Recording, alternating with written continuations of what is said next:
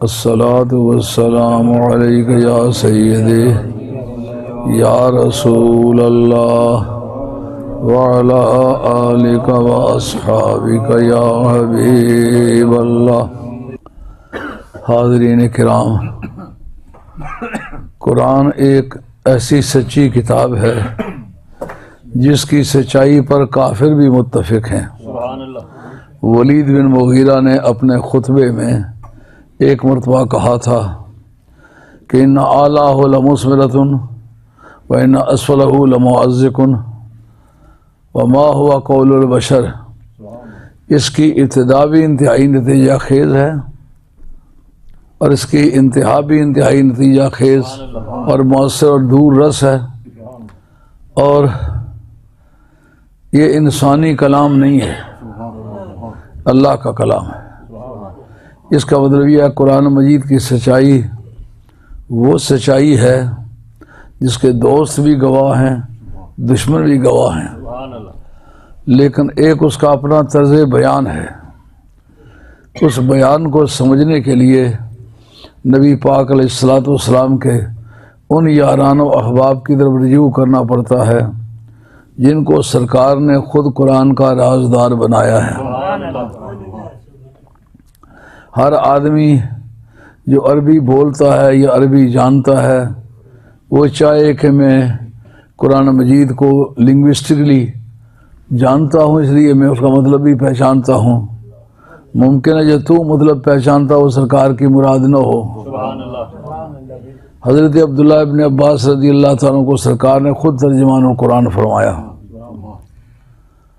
اور حضرت حیدر کرار پورے عالم اسلام کے 4 مشہور امام برحق ہیں، امام ابو حنیفہ، امام مالک، امام شافعی، امام احمد حنبل۔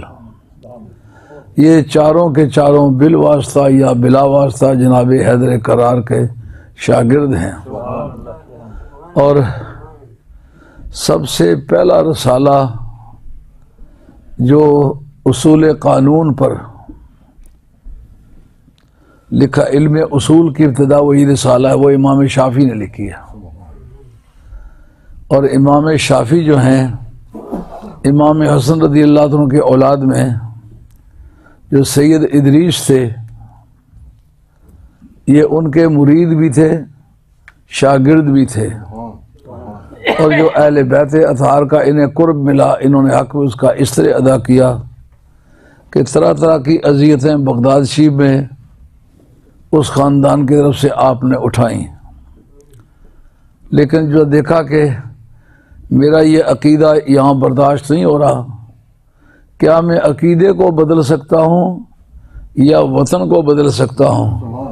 ان کا وطن بدلنا میرے لیے درست ہے اور ممکن بھی ہے، عقیدہ میرے لیے بدلنا حرام ہے، نہ میں بدل سکتا ہوں نہ بدلتا ہوں۔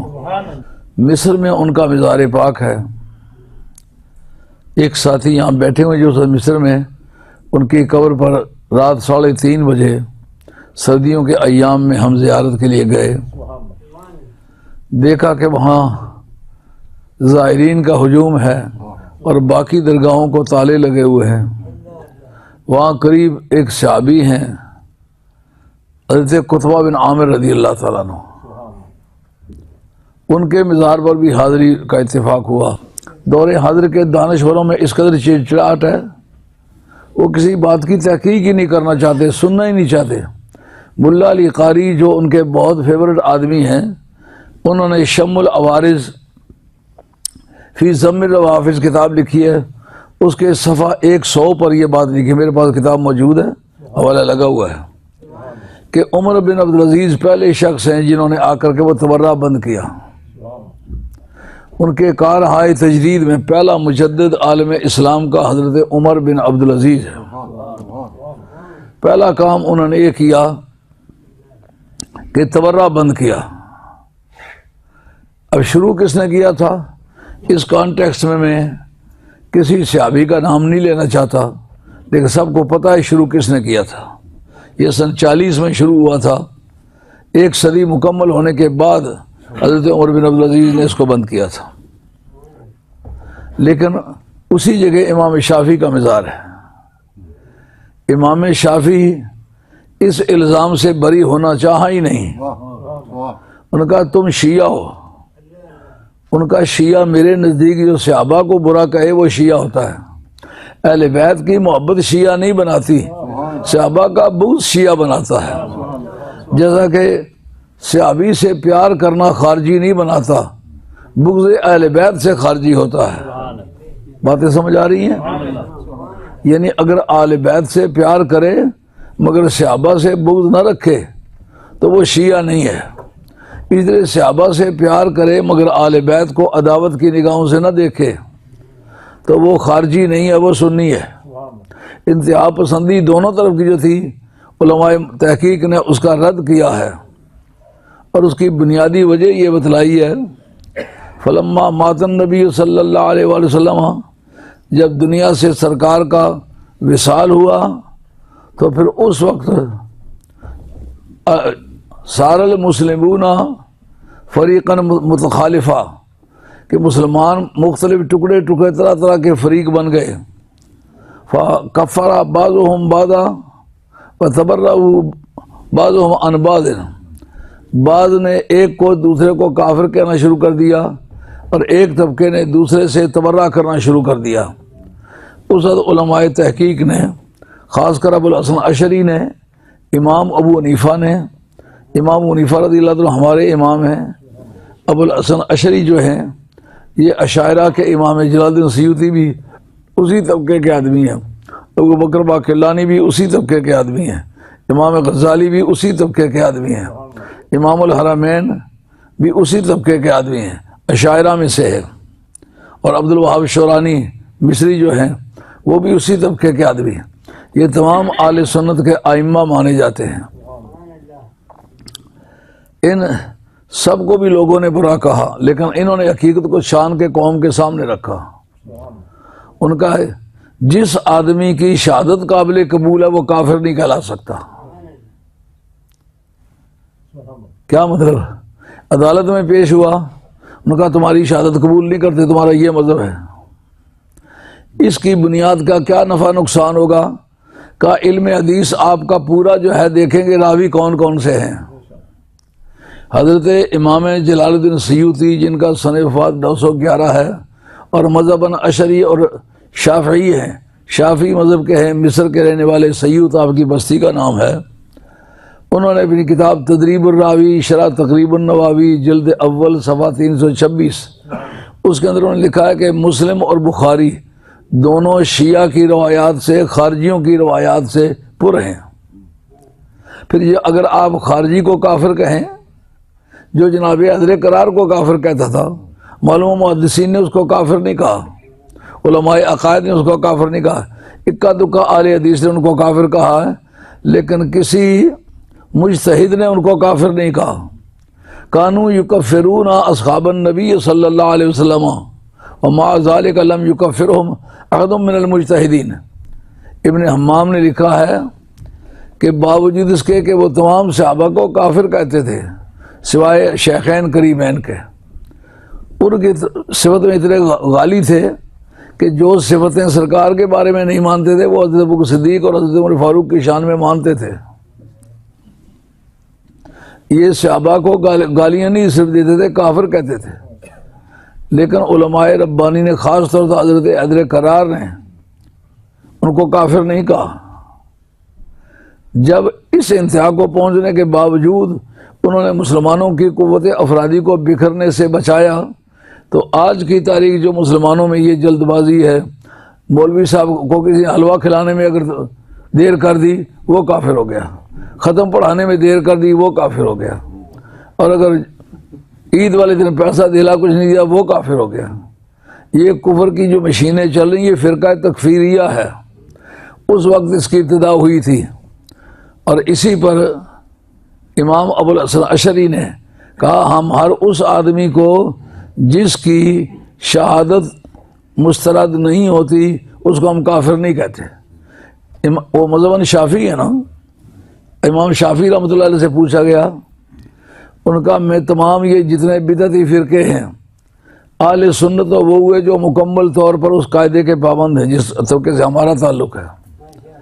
اگر وہ اس کے مکمل پابند نہیں ہے، بدعتی ہیں، مثلا شیعہ ہیں اور جاہزیہ ہیں، عباضیہ ہیں، معتزلہ ہیں، جہمیہ ہیں، درہمیہ ہیں، کلابیہ ہیں، یعنی 72 کے ہیر پھیر میں فرقے بن چکے ہوئے ہیں۔ ان میں سے کوئی بھی ہو سوائے خطابیہ کے اور ہر ایک کی شہادت کو میں قبول کرتا ہوں، امام شافعی کا کہنا۔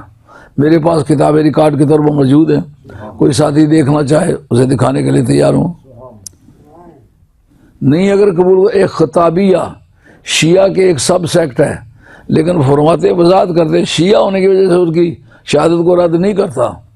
ان کا یہ مذہب ہے اپنے دھڑے کی حمایت کے لیے جھوٹ کہنا درست ہے، اور اپنی جماعت کا کوئی آدمی ہے، اپنا ہم فکر کوئی آدمی ہے، اس کے لیے حلف کھا کر بھی جھوٹ کھانا چاہے تو درست ہے۔ کہا ان کے اس عقیدے کی وجہ سے کہ جھوٹ ان کا مذہب ہے، ان کی شہادت کو قبول نہیں کرتا۔ نہیں تو اکرمہ جو ہے حضرت حیدر کرار کو کافر کہتا تھا۔ حضرت عبداللہ بن عباس گئے ان سے باتیں کرنے کے لیے، جس وقت جنگ ناروان سے پہلے کا وقت تھا، تو آپ نے فرمایا جو سب سے پہلا مسلمان ہے اس کو کافر کہتے ہو، یا نہیں آتی تمہیں؟ اور جن مسائل پر کافر کہتے ہو وہ تو قرآن مجید میں لکھے ہوئے موجود ہیں کہ پنچ کیوں بنایا، اللہ کے سوا کسی کو حاکم کیوں بنایا۔ ان کا دو بیوی میاں کے درمیان جھگڑا ہو جائے تو قرآن نے کہا ایک پنچ ادھر سے بناؤ، ایک پنچ ادھر سے بناؤ، اور دونوں مل کے اس جوڑے کے بارے میں فیصلہ کریں۔ اگر پنچ بنانا حرام ہے تو یہ قرآن مجید کے اندر موجود ہے۔ فرمایا اگر حرم کے ایریے کا کوئی پرندہ یا کوئی جانور مار ڈالے تو اس کا معاوضہ کس طرح دیا جائے۔ حرم کے جو جانور ہیں، خواہ وہ درندے ہیں خواہ وہ پرندے ہیں، کا جو حرم کے ایریے میں رہتے ہیں ان کی ایک عزت ہے۔ یار اس ایریے میں رہے جو پاک لوگوں سے تعلق رکھتی ہے، اس جانور کی بے ادبی کی جائے یا اس کو مارا جائے تو اس کا جرمانہ ہے۔ تو جو خون رسول سے پیدا ہو اس کی بے ادبی کرے تو مسلمان پھر کس طرح رہے گا؟ نعرہ تکبیر، نعرہ رسالت، نعرہ حیدری، شہزادہ غوث اعظم۔ انہوں نے کہا اس کے مطلب فیصلہ کرنے کا کیا طریقہ ہے؟ ایک پرندہ جو کبھی اس علاقے میں پہلے دیکھا ہی نہیں گیا، ذرا یہاں ہم دیکھتے ہیں پرندے، بہت سارے ہمارے علاقے کے جو پرندے ان میں سے کوئی پرندہ نہیں ہے۔ وہ ایک پرندہ اس کو پکپینچ کہتے ہیں شکاری لوگ، اکثر ڈھیروں پر ڈلاؤ پہ ہوتا ہو، اور لٹورا، اسی طرح لانٹ، یہاں دیکھیں ایک کھپر، اس طرح کے جانور ہر جگہ نہیں ہوتا۔ کوئی جانور کس ملک کا ہے، کوئی جانور کس ملک کا ہے، کسی دوسرے ملک میں نہیں پایا جاتا۔ اگر کوئی ایسا پرندہ اس جگہ کسی آدمی نے شکار کر لیا ہے، مار دیا ہے، یا جانوروں میں سے کوئی جانور مار دیا ہے، جیسا کہ اوٹ جس کو کہتے ہیں، اود بلا، پنجاب میں اس کو لدر کہتے ہیں، وہ پانی میں بھی چھلانگ لگا جاتی ہے، مچھلیاں پکڑ کے کھا لیتی ہے، کنارے پر آ کے بیٹھ کے کھاتی ہے۔ تو یہ ہر ملک میں یہ نہیں پایا جاتا، نہ ہر پانی میں پایا جاتا۔ اگر ایسا کوئی پرندہ یا کوئی جانور حرم شریف کے ایریے کا کوئی شکاری مار ڈالے یا اس کا کوئی کتا مار ڈالے تو کتے کی صورت میں تو مالک پر کچھ نہیں اثر پڑنا چاہیے، لیکن اس کو قانون کہتا ہے وائکیریس لائبلٹی، نیابتی ذمہ داری۔ یہ جیسے کتا پالا اس کی ذمہ داری ہے کہ وہاں کے مداخلت نہ کرے۔ تو اس کے مطلب کیا حکم ہے؟ حضرت عبداللہ ابن عباس رضی اللہ تعالیٰ نے کہا اس کے متعلق بھی قرآن مجید کے اندر مسئلہ موجود ہے کہ اس وقت کے جو ذوا عدل ہیں، انصاف رکھنے والے، عقل رکھنے والے، دین رکھنے والے دو آدمی چن لیے جائیں، وہ اس کی ایک اوسطن رقم نکالیں، جو اوسطن رقم نکالیں وہ معاوضے کے طور پر دینی چاہیے۔ یہ دونوں شرطیں قرآن مجید میں موجود ہیں۔ تو تم کس منہ سے کہتے ہو حضرت حیدر کرار نے جو پنچ مقرر کیے اس وجہ سے کافر ہو گئے؟ معاذ اللہ ثم عیاذ باللہ۔ وہ صرف جناب علی مرتضیٰ کو کافر نہیں کہتے تھے، باقی صحابہ بھی دو ہی دھڑوں میں تبدیل ہو گئے تھے، وہ سارے کے سارے کافر تھے۔ ان کے نزدیک سوائے شیخین کریمین کے اور کوئی بھی مسلمان نہیں تھا۔ حضرت عثمان کو بھی اس طرح گالیاں دیتے تھے۔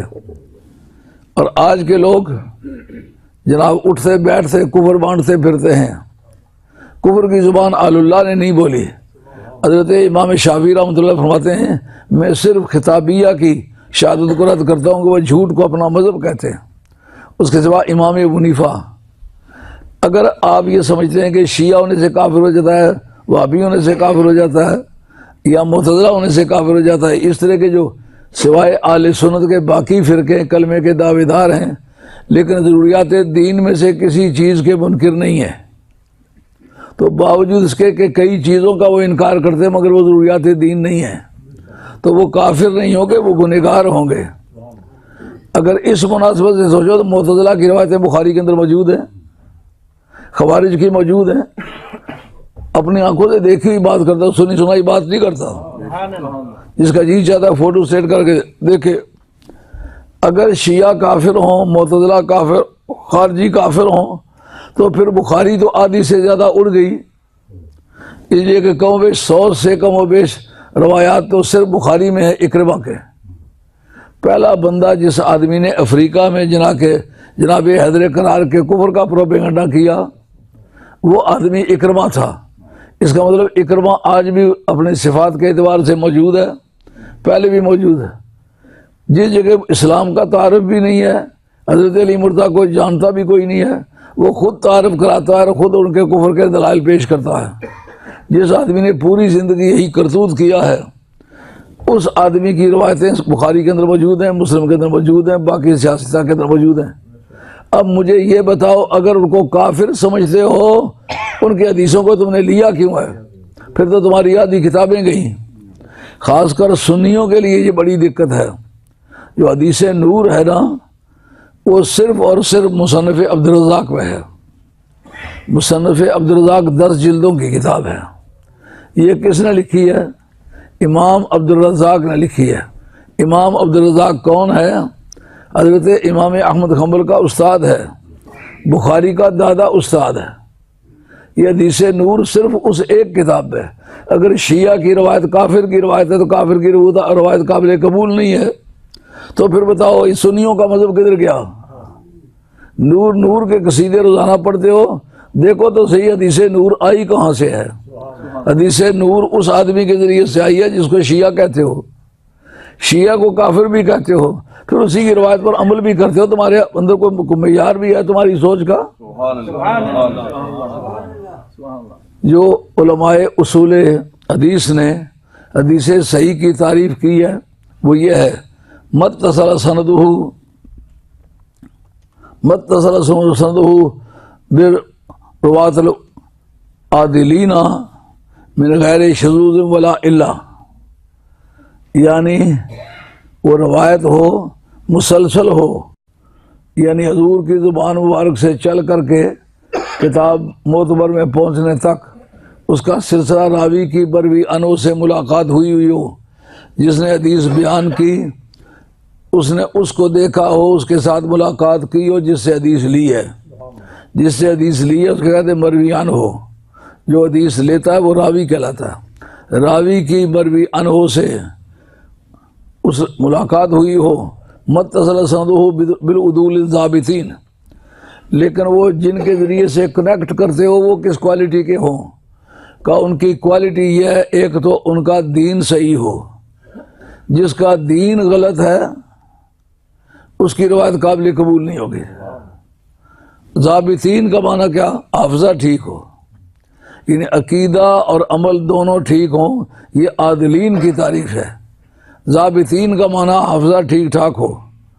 نہیں تو صحابہ کرام جیسا کہ حضرت زید بن ارقم رضی اللہ تعالیٰ عنہ سے صحابہ نے پوچھا اے صحابی رسول آپ نے تو متعدد جنگیں سرکار کے ساتھ مل کے لڑی ہیں, سالہ سال صحبت پائی ہے, تو ہمیں بتائیے کہ نبی پاک علیہ الصلوۃ والسلام کی ازواج مطہرات آل بیت میں شامل ہیں کہ نہیں؟ ان کا یہ شامل نہیں ہے. آل بیت وہ ہیں جن پر صدقہ حرام ہے. حضور کے ازواج پر کسی کے نزدیک بھی صدقہ حرام نہیں ہے. انہوں نے اور چند حدیثیں پوچھی. ان کا میں اب کافی عمر رسیدہ ہو چکا ہوں, جو بات ایگزیکٹلی مجھے یاد ہے وہ مجھ سے پوچھو میں بتاؤں گا, لیکن جو باتیں مجھے اچھی طرح یاد نہیں ہے وہ مجھ سے نہ پوچھو میں نہیں بتاؤں گا. اس کا مطلب صحابہ کرام اپنی عمر کی مناسبت سے، صحت کی مناسبت سے، حافظے کی مناسبت سے خود بتاتے تھے کہ اس وقت میرے حافظے کی کیا پوزیشن ہے، اس وقت میرے حالات کیا ہیں۔ مگر یہ دیکھنا ہے کہ حضرت زید بن ارقم کے سوا بھی اور کئی صحابہ نے یہ باتیں کہی ہیں کہ نہیں کہی، یقیناً کہی ہیں۔ تو جب قاعدہ یہ ہوا، جو حدیث کو ڈیل کرتا ہے نا، اس علم کا نام علم المصطلح بھی ہے، علم اصول حدیث بھی ہے، یہ اس کی عبارت ہے متصل سندہ بالعدول الضابطین من غیر شذوذ ولا الا۔ حدیث صحیح وہ ہوتی ہے کہ جس کی سند متصل ہو۔ سند متصل یہ کہ جو چینل آف اتھارٹی ہے ایک دوسرے سے کنیکٹڈ ہو، بیچ میں کوئی بندہ رہتا نہ ہو، ایک شرط۔ دوسری، لیکن وہ جو زنجیر کی کڑیاں ہوں ان کو چیک کرنا ہے، اگر ان کا عقیدہ درست نہیں، یہ درجہ کفر کو پہنچا ہوا ہے، تو پھر بھی ان سے حدیث نہیں لی جاتی، اور حافظہ بھی ٹھیک نہیں، پھر بھی حدیث نہیں لیا جاتی۔ اتنی شرطیں ہیں، اتصال سند ہونا ایک، اور راویوں کا متدین ہونا، دیندار ہونا دو، اور ان کا حافظہ اور دماغ، طبیعت کی حاضری تسلی بخش تین، اور من غیر شذوذ ولا الا۔ شذوذ کس کا نام ہے؟ یعنی اس حدیث کے اندر شذوذ بھی نہ پایا جاتا ہو۔ باتیں سمجھ میں آ رہی ہیں؟ یہ ایک دقت ہوتی ہے جو ایجوکیشن کی قسم کی چیز ہوتی ہے، پچھلی یاد رکھو تو آگے اگلی بات سمجھ آتی ہے، اگر ساتھ ساتھ ادھرتی جائے تو پھر کچھ نہیں پلے پڑتا۔ اس کے لیے آخری شرائط ہیں من غیر شذوذ۔ شذوذ کس بات کا نام ہے؟ جس آدمی نے روایت کی ہے اس کو دیکھیں گے، اس کی روایت کسی ایسے آدمی سے ریپگننٹ تو نہیں ہے، ٹکراتی تو نہیں ہے، یہ اس کے خلاف تو نہیں ہے جو اس سے زیادہ زور والا صحابی ہے۔ مثلا حضرت عبداللہ بن عمر روایت کرتے ہیں، وہ معتبر صحابی ہے، ثقہ صحابی ہے، لیکن حضرت عبداللہ بن عباس، حضرت عبداللہ بن مسعود کی مخالفت کرتے ہیں تو وہ اوثق صحابی ہیں۔ اوثق صحابی کی ثقہ صحابی روایت کرے، یہ شذوذ ہے، شاذ حدیث قابل احتجاج نہیں ہوگی۔ جیسا کہ حضرت عبداللہ ابن عمر رضی اللہ عنہ کے بخاری کے اندر حدیث ہے، اور کننا نتفاضل بین اصحاب النبی صلی اللہ علیہ وسلم، کننا نتفاضل ابا بکر ثم عمر ثم عثمان ثم نسکت، کہ ہم آپس میں بیٹھ کے باتیں کیا کرتے تھے، کہتے تھے کہ کون کس سے زیادہ افضل ہے، تو ہم کہا کرتے تھے ابو بکر صاحب سے افضل ہے، اس کے بعد عمر صاحب سے افضل ہے، اس کے بعد کہتے تھے عثمان صاحب سے افضل ہے، اس کے بعد چپ کر جاتے تھے۔ اس پر حضرت علامہ ابن عبد البر نے ان کی 30 جلدوں میں لکھی ہوئی کتاب ہے جو موطا امام مالک کی شرح میرے پاس موجود ہے، اس کے جلد نمبر 22 کے اندر وہ لکھتے ہیں، کہتے ہیں یہ حدیث شاذ ہے کیونکہ انہوں نے حضرت عبداللہ بن مسعود کی روایت کی مخالفت کی ہے۔ وہ کہتے ہیں کہ میں نے تعلمت 70 سورۃ من القرآن من خیر الانبیاء، میں نے 70 صورتیں جو ہیں وہ سارے نبیوں کے سردار سے پڑھی ہیں۔ وہ ختمت القرآن عند خیر البشر بعد الانبیاء وہ علی بن ابی طالب، کہ اور میں نے قرآن مجید ختم کیا کس سے؟ حضرت علی مرتضیٰ سے، جو نبیوں کے بعد ساری بشریت سے افضل ہے۔ انہوں نے کہا اس حدیث کی مخالفت کی ہے، اس لیے عبداللہ ابن عمر کی یہ حدیث بخاری میں ہے، بخاری بھی کسی قانون کا پابند ہے نا، یہ قابل احتجاج نہیں رہی ہے۔ اور پھر اس کے بعد طبرانی کے اندر ان کا خطبہ بھی موجود ہے کہ حضرت عبداللہ بن مسعود کہتے ہیں کہ حضرت حیدر کرار ہر اس شخص سے افضل ہے جو گھوڑے پر سوار ہوا ہے، ہر اس شخص سے افضل ہے جس نے جوتا پہنا ہے، ہر اس آدمی سے افضل ہے جو حج پر گیا ہے، ہر اس آدمی سے افضل ہے جو عمرے پر گیا، سوائے انبیاء کے۔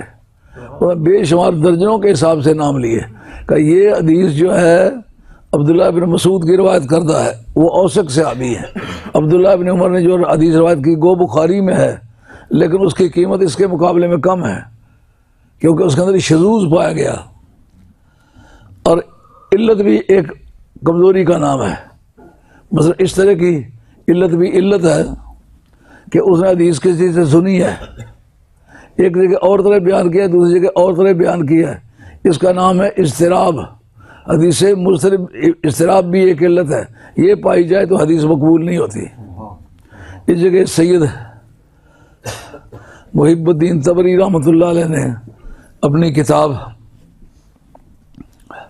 ریاض النظرہ جلد 4 معاصر حیدر قرار کے اندر یہ بات لکھی ہے کہ حضرت عبداللہ بن عمر سے پوچھا گیا کہ تم یہ بتاؤ کہ تم نے جناب علی مرتضیٰ کا نام کیوں نہیں لیا؟ انہوں نے کہا میں صحابہ کی بات کر رہا، وہ اہل بیت میں سے ہیں. ان کا ذکر اس لیے نہیں کیا کہ وہ اہل بیت میں سے ہیں. اہل بیت اور امت میں صحابہ میں عموم خصوص مطلق ہے، یعنی یہ لیجیے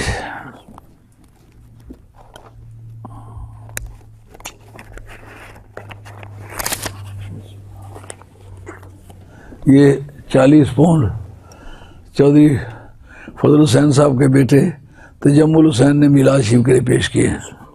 اللہ کریم قبول فرمائے.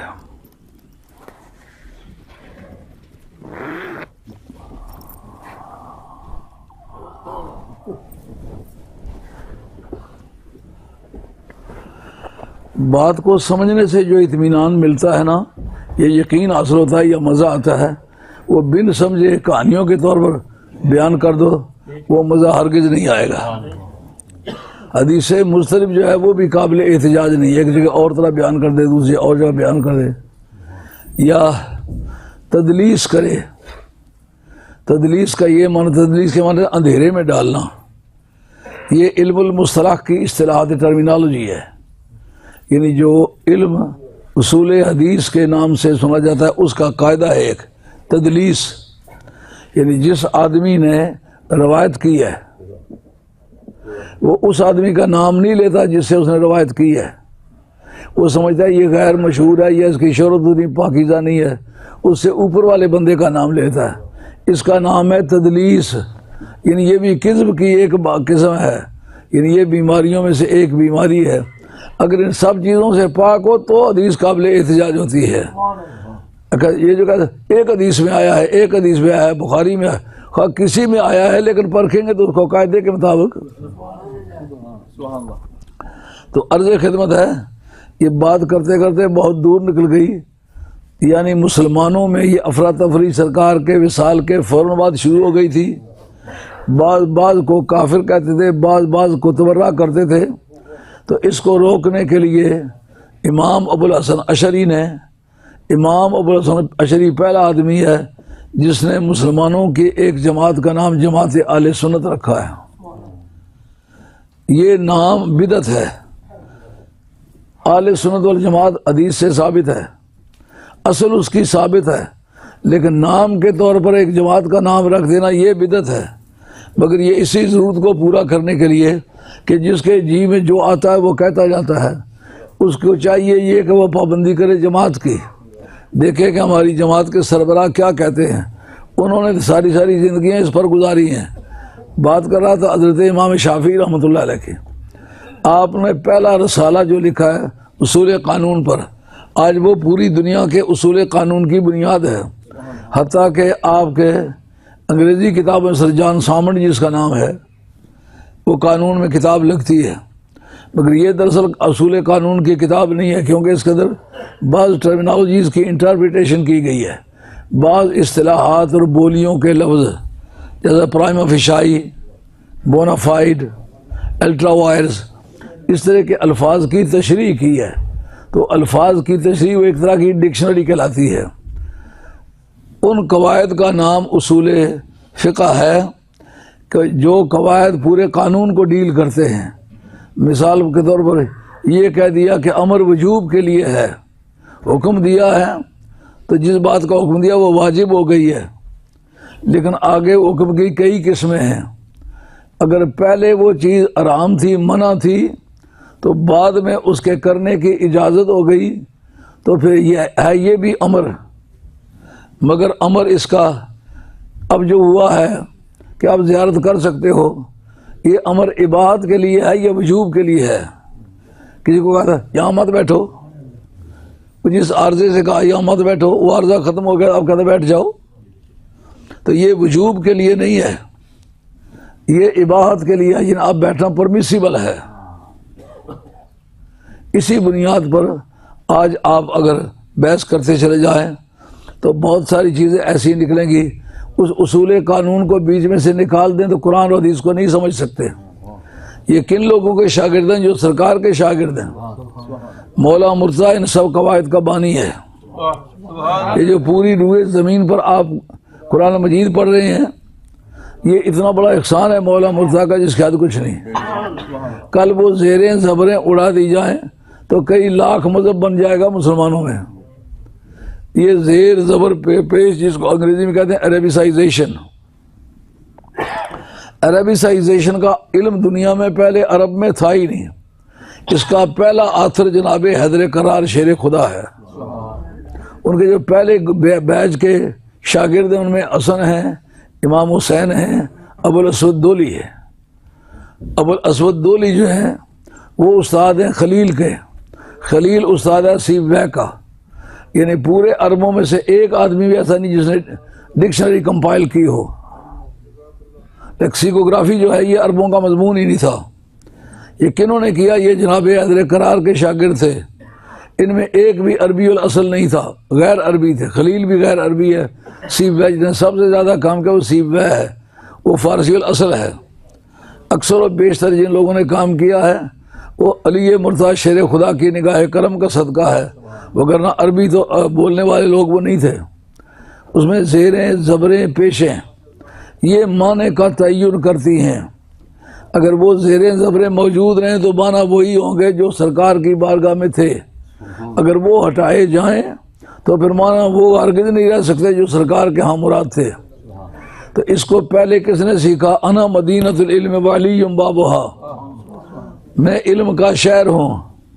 اس سے یہ نہیں کہا کہ علم ناو کا شہر ہوں، علم صرف کا شہر ہوں، علم لغت کا شہر ہوں، علم بلاغت کا شہر ہوں، علم بیان کا شہر ہوں، علم بدیع کا شہر ہوں، میں علم منطق کا شہر ہوں، میں علم فلسفہ کا شہر کا جس کو علم کہتے ہیں نا، خواہ وہ زمینی ہو کہ آسمانی ہو، قانون حقوق ہو یا قانون فرائض ہو، وہ قانون عدالت ہو یا قانون واز ہو، کسی طرح کا بھی کوئی علم ہے نا، میری منڈی میں وہ سودا ملتا ہے۔ اس منڈی سے لینے کے لیے میں یرید العلم فلیات من الباب، جو آدمی اس شہر کا سودا خریدنا چاہے وہ دروازے کی طرف سے آئے، آگے پیچھے سے آئے تو چور معلوم ہوگا۔ تو اس سے آپ اتنا ضرور سمجھ جائیں، جہاں قرآن مجید کے سمجھنے کی بحث ہے وہاں اس بات کی بھی ضرورت ہے کہ مسلمان سمجھے کہ یہ علم آیا کس طرف سے ہے، انہوں نے اس علم کو دیا کس عنوان سے ہے، اور اس علم کو ہمیں استعمال اب کس قاعدے کے مطابق کرنا چاہیے۔ اگر ان پاک بندوں کو بیچ میں سے نکال کے کچھ کریں گے تو پھر علم جو ہے آپ کے پاس سلامت نہیں رہے گا۔ اب میرا خیال ہے کہ جماعت کا وقت ہو آیا ہے، ضروری اعلان سماعت فرمائیے۔